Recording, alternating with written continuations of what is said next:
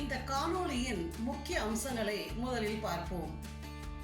Tuna மீன்கள் கடக்கும் கடல் பயணங்கள் எவ்வாறு பில்லியன் டாலர் தொழில்துறைகளை ஆதரிக்கின்றன. விஞ்ஞானிகள் மின்னணு கருவிகளை சிறிய அறுவை சிகிச்சையின் மூலம் மீனின் உடலுக்குள் செலுத்தி அவற்றின் அசைவுகளை தொடர்ந்து எவ்வாறு கண்காணிக்கின்றனர். சீ சிக்கன் என்று அழைக்கப்படுவது எதனால்?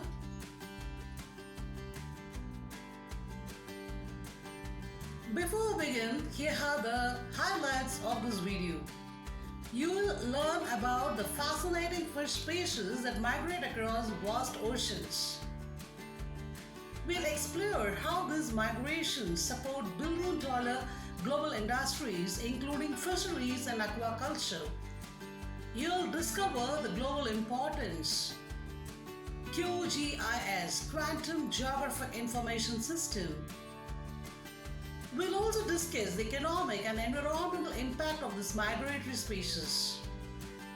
To conclude, we'll dive into how marine life travels from deep oceans to your plate and how it's tracked from GIS mapping to nutrition analysis.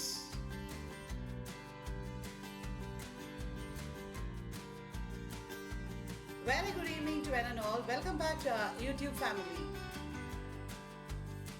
Today's topic: கடல் கடந்து ஓடும் பணக்கார மீன், the billion-dollar fish that migrates across oceans.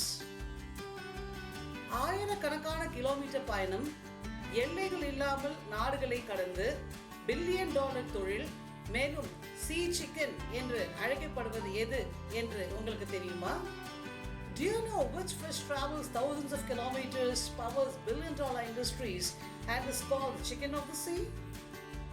Yes, it's tuna, the ocean nomads migrating thousands of kilometers across deep seas, crossing nations without borders. From the coastal waters of India to the deep blue of the open ocean, tuna plays a huge role in our economy, பொருளாதாரம், ecosystem, சுற்றுச்சூழல், and even on our plate. You might wonder, how do scientists actually tag a tuna? What makes them so nutritious, and how scientists are mapping their presence using modern tools like QGIS. Let's dive in. How tuna migrate? Seasonal movement. Tunas move to warmer waters when the temperature drops. For example, in winter, they might move closer to the equator. For feeding, tunas follow schools of smaller fish like sardines and anchovies. They also chase plankton-rich areas which attract prey. For breeding, tuna travel long distances to reach specific spawning grounds. For example, bluefin tuna spawn in the Gulf of Mexico. President Donald Trump signed an executive order to rename it the Gulf of America depending on the population. Now we'll talk about the distribution of tuna. Tunas are widely distributed across the world's oceans. But did you know India is one of the prime regions for tuna fisheries, especially in the Indian Ocean? Tuna species are classified into two major types. Coastal neritic tunas, Karayoram. These are found in shallow, nutrient-rich waters near the coast.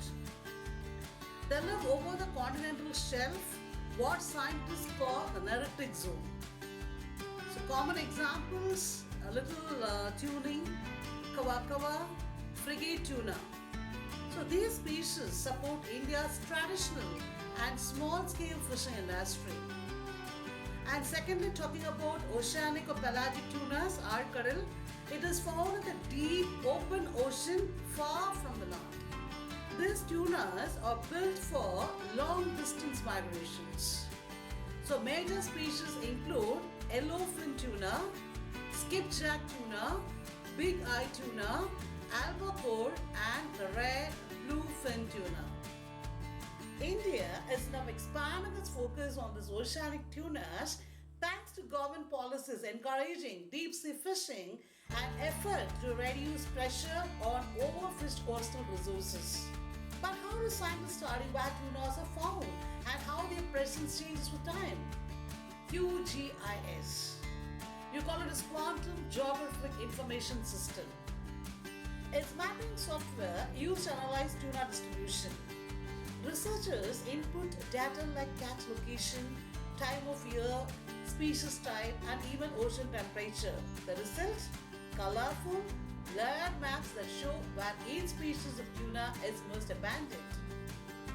This helps in better fishery planning, sustainable catch strategies, and protecting marine biodiversity. How to tag a tuna? Now you might wonder, how do scientists actually tag a tuna? Well, it all begins with careful capture. Scientists usually work with trained fishers to catch the tuna using rod and line or circle hook long lines, ensuring the fish isn't stressed or injured. Once the tuna is brought onto the tagging board, for conventional tags, a small plastic tag like a fish ID card is gently inserted into the back muzzle near the dorsal fin using a tagging pole or needle. It's quick and doesn't harm the fish. For archival or satellite tags, the fish is temporarily placed on a wet tagging mat. The tag is attached externally using a small anchor or dart that secures the device just under the skin or beside the skin. The process takes only a few minutes. The tuna is then released alive and healthy back into the ocean. From there, the tag starts collecting data like ocean temperature, depth, and location. Isn't it so amazing? When it's time, the satellite tag detaches, floats up, and beams back the data to scientists via satellite. It's like having a GPS on a fish. Proximate composition and nutritional value. You ever wondered why tuna earns the nickname chicken of the sea? It's not just for its flavor, but for its impressive nutritional profile, which is having a very high in protein, which is vital for growth and development, loaded with healthy omega-3 fats, supports heart health, enriched with amino acids, essential minerals, glycogen, and moisture, making it a powerhouse of nourishment. This kind of nutritional study is called proximate analysis. Now we'll talk about the importance of tuna globally. Tuna is more than just a fish. It's a global resource. Nearly 80 nations fish tuna from the Earth's oceans. Consumed in multiple forms: raw, cooked, smoked, dried, and canned. It's having a very high demand across Japan, Europe, USA, and now India too. So whether you are a student, a researcher, or a seafood lover, tuna has something for everyone. From the depths of the ocean to your dinner plate, and from GIS maps to nutrition charts, it truly is a fascinating species. Don't forget to like, share, and subscribe for more ocean stories and scientific insights. Dive deep, stay curious. Thank you.